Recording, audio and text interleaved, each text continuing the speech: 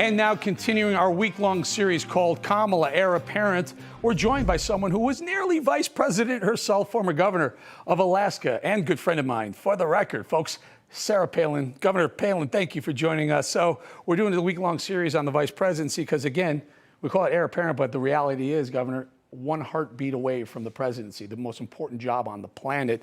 What's your take on Kamala Harris so far? I have such dislike, as does I think any reasonable American who's paid attention, dislike for her policies. She's been wrong, along with President Biden being wrong on so many fronts, Eric. I know near and dear to your heart is anything fiscal, any of the economic issues, because you understand them. You also understand the inherent link between, say, energy independence and our sovereignty and our safety as a country. To consider the issues that they've taken on and failed at when it comes to energy and when it comes to the economy and when it comes to spending money that we do not have, it's been failure after failure after failure. I don't even want to comment on Kamala's her gender, race, because that's so irrelevant to the argument that I make that she is part of a failed team that is unserious about tackling the issues that Americans are expecting them to tackle. You know, it's interesting you bring that up, Governor, because, you know, Joe Biden is now tasked with replacing Supreme Court Justice Stephen Breyer, and he said he will pick an African-American female. He said the same thing when he was running for president. He said, my vice president will be an African-American female. He got one, and now we see the results of it. Someone who had, at one point, a 28% approval rating, sitting right now with a 55% disapproval rating. Governor, she had two tasks. One was the border. She's failed miserably at that. And the other task was inflation, and she's failing miserably at that. I would say the American people, just not me, I think the American people agree, he made a mistake picking Kamala Harris likely because she was an African-American female. What does that say about his choice for Supreme Court justice going forward?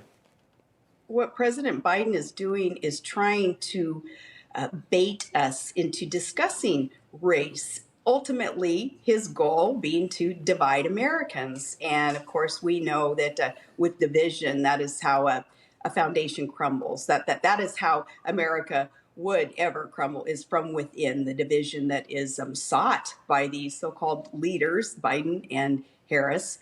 He's doing this on purpose. That's why, and he wants Republicans especially to take the bait and to start, engaging in discussion about race, because he knows how ridiculous it is that he made that statement. We need to assume that he's going to follow through, though, on judging the next Supreme Court nominee. That judicial appointment will be based on race and gender, because he's proven that already. His track record shows that, that's all that matters to him. It's not competency. It's not education. It's not even a level of intelligence, which is such a condemnation of those qualified individuals, be they black or white, male or female, who do qualify for the position. Instead, he has to meet this quota, he believes, or the puppet masters believe he needs to make some quota when it comes to race and gender, painting himself in a corner, but he did it on purpose, Eric, and he did it to divide. So, Governor, before we leave this topic, did Joe Biden make a mistake by picking Kamala Harris as his vice president? And number two, give us a grade. How is 1 year into this term, how grade the vice president's job?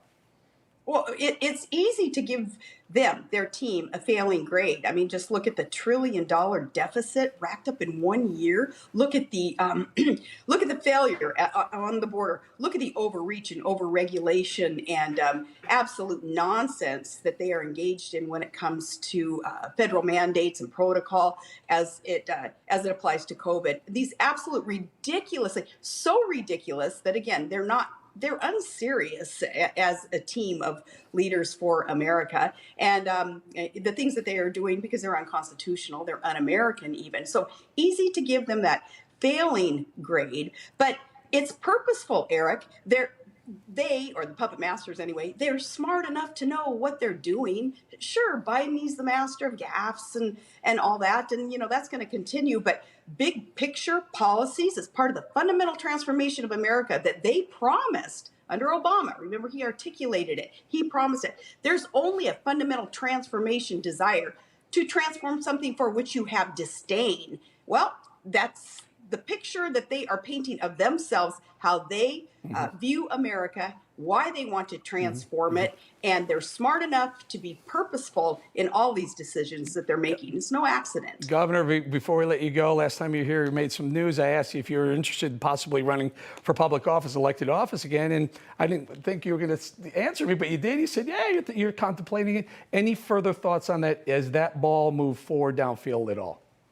I really do want to get back into public service. Yes, I believe that my qualification and the foundation that I built, having served on a local and state, and then get on this national platform, international platform, all the experience can be put to good use to serve Americans. Most importantly, though, besides strong work ethic that I have and a lot of common sense, is I do have a public servant's heart. I know that that's what I'm wired to do. I want to do it, and I hope for the opportunity. What level? What type of office, if I may ask? Well, I've done local and I've done state, and there aren't too many other positions above that I would be really interested in. But yeah, national level.